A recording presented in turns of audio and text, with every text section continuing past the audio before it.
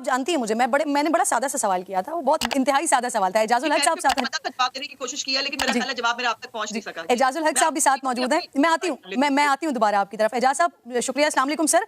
शहबाज शरीफ साहब वजीर आजम हैं, उनकी पार्टी की चीफ ऑर्गेनाइजर खुद को हुकूमत से अलहदा कर रही हैं, और अवाम में क्या ये जो बात उनकी तरफ से की जा रही है, क्या समझते हैं आप? क्या जब वो अवाम में जाएंगी तो हुकूमती नाकामियों से खुद को दूर रखकर अवाम की सपोर्ट हासिल कर सकेंगी?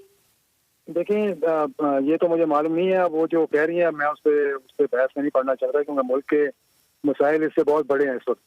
और अगर इतने सीनियर लोग जो कि दूसरे नंबर पे हों पार्टी के अंदर, वो हुकूमत को डिसोन कर दें, तो फिर ये तो हमारे ऊपर, अवाम के ऊपर, ये जो महंगाई का बोझ जो गिर रहा है, इस वजह से वो कर रहे हैं। वो नवाज शरीफ साहब भी कहते हैं मैं हुकूमत का हिस्सा नहीं हूँ, हालांकि हर फैसला उनसे जाके पूछा जाता है। मरियम जो है वो पार्टी को ऑर्गेनाइज कर रही हैं, और पीपल्स पार्टी कह रही है कि हम पीडीएम का हिस्सा नहीं, हम अलाइज हैं, तो हमारी भी जिम्मेदारी नहीं है। तो अगर इस मुल्क को इस दलदल से निकालना है, मसाइल से निकालना है, मैं समझता हूँ कि जो इनको ओनरशिप लेनी पड़ेगी। अगर मुस्लिम लीग ओनरशिप नहीं लेगी, पीपल्स पार्टी ओनरशिप नहीं लेगी, तो फिर हुकूमत कौन चलाएगा, मुझे बताएं। कल को फजल रहमान साहब कहेंगे जी मैं भी एलाई हूँ, शेरपौर साहब कहेंगे मैं भी एलाई हूँ, असफंदियाद साहब कहेंगे मैं भी एलाई हूँ। यानी पीपल्स पार्टी ने मेजर ओहदे लिए में वजीर खारजा है, और आज उनके बहुत सीनियर रहनुमा मेरे साथ थे प्रोग्राम में, उन्होंने कहा जी हम तो पीडीएम के जिम्मेदार नहीं, हम सिर्फ एलाइज हैं। तो मैंने कहा अगर आप एलाइज की जगह पीडीएम की ओनरशिप ले लेना, तो ये सारे मसले इस मुल्क के जो है वो हल हो जाएंगे। सही। अच्छा सर, ओनरशिप लेने को तैयार ही नहीं, मुझे तो समझ नहीं आ रही कि किस किस्म की सियासत कर रहे हैं। अल्लाह ताला इनको कामयाब करे, मैं तो ये कहता हूँ। तो आप सुन रहे हैं कि एजाजुल हक साहब के ऊपर भी एक केसेस बनाए जा रहे हैं, ताकि इनको भी गवर्नमेंट किसी न किसी तरह से फांस कर अपने तौर पर बयानियाँ जारी करने की कोशिश कर सकें। तो वीडियो मुकम्मल देखते हैं कि इसमें हमारा तो एक ही असासा था कि पाकिस्तान में कोई उंगली उठा के नहीं कह सकता था कि जनरल ज़ियाउल हक शहीद ने अपने ज़माने में, या किसी ने, मैं 2 दफ़ा वजीर रहा हूँ अल्हम्दुलिल्लाह, मेरे पहले लगने वाले और मेरे बाद लगने वाले सारे वजीर जेल गए, लेकिन अल्हम्दुलिल्लाह किसी ने उंगली नहीं उठाई मेरे ऊपर। ये भी अब मौजूदा हुकूमत का, पीडीएम की हुकूमत का एक बहुत बड़ा कारनामा है कि इस किस्म के केसेस बना रहे हैं, लेकिन हुकूमत के साथ इनका कोई ताल्लुक नहीं है।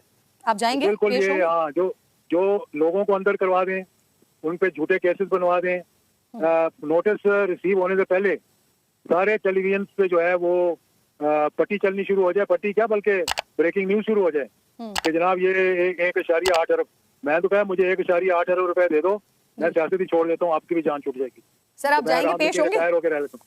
तो ये देखे ना कितनी, अब एक तरफ ये कहते हैं जी हम तो हुकूमत में नहीं है, दूसरी तरफ ये केसेस बनवा रहे हैं लोगों पे। जरा सी कोई बात करता है इनके खिलाफ, ये कहते हैं जी एफआईए किसके? एजाज साहब आज आप शो में ना सर थोड़े से लेट हो गए, मुझे बस शो को क्लोज करना है, मुझे आगे भी मेहमानों के पास जाना है। सिर्फ हाँ या ना में बता दें, पेश होंगे नहीं होंगे? सर नहीं, मैं मेरी मर्जी है, मैं पेश हूँ, मैं बेल शेल कोई नहीं ले रहा। तो मैंने किसी कुछ चोरी की हो तो मैं गिल्टी हूँ ना, मेरे पे आप एक नहीं, आप 1000 केस बना दें। सही। मैं तो अपने सारे दोस्तों को कह दिया मेरी कोई बेल शेल नहीं कराना, अगर इन्होंने पकड़ना है तो मैं हर 1 घंटे बाद अपनी लोकेशन डालता हूँ अपने ट्विटर पे कि अब मैं इधर हूँ, अब मैं इधर हूँ, अब मैं इधर हूँ, आगे पकड़ लो भाई। ठीक। उस्मा साहिबा क्या करेंगे आप लोग? नहीं देखिए, अगर तो एजाजुल हक साहब जैसे वो इतने कन्विंस्ड हैं कि उन्होंने कोई गुनाह नहीं किया, कोई गलत काम नहीं किया, तो जाहिर है इनको कुछ नहीं होगा। इसमें तो कोई दूसरी राय नहीं है। लेकिन क्या अब महसूस हुआ एजाजुल हक साहब को इनके नाम से एक खबर चली, जिस खबर इतना ढिंढोरा जो है वो पीटीआई ने, और वजीर आज़म पाकिस्तान के बारे में एक बिल्कुल झूठ और एक फजूल किस्म की बात जो है वो इनके नाम से मंसूब हुई, और बाद में उन्होंने ला तलकी का इज़हार कर दिया, लेकिन तब तक डैमेज हैज बीन डन।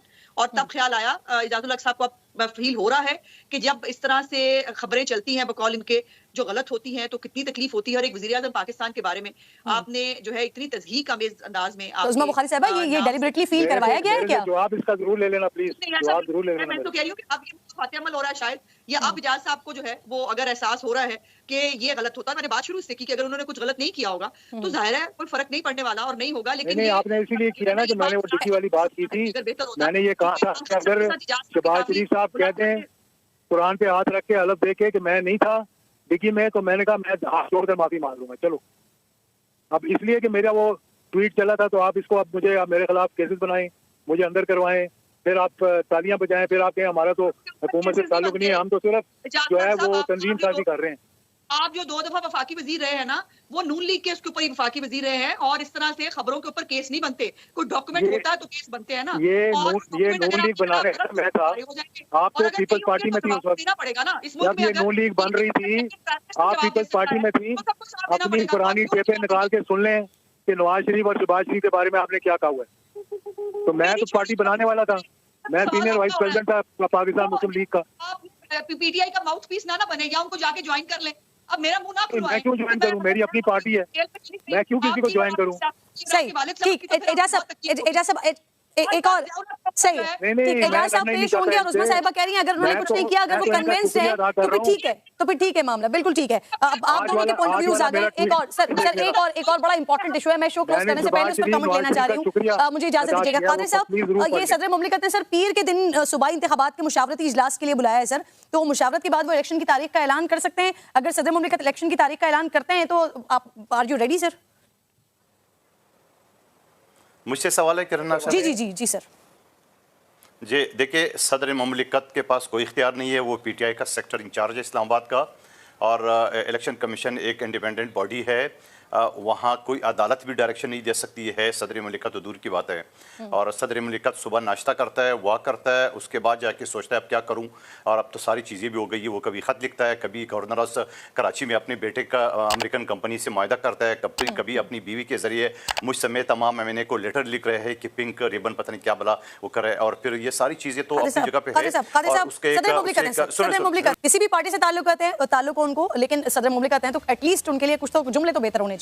बहुत जब उस्मा बुखारी को एजाजुल हक ने ये कहा कि तुम तो एक पीपल्स पार्टी की बुनियादी एक वर्कर हो, जब नून लीग बन रही थी मेरे बाबा ने बनाई थी, तो मैं इस पार्टी का नून लीग का मरकज़ी रहनुमा था, तो हम तो नून लीग को बना रहे थे। आज ये नून लीग में तुम शामिल होके तुम्हें मिर्चें लग रही हैं और तुम और वो सब लोग मिलकर मेरे ऊपर सिर्फ एक ट्वीट की बिना पर केस बना रहे हैं।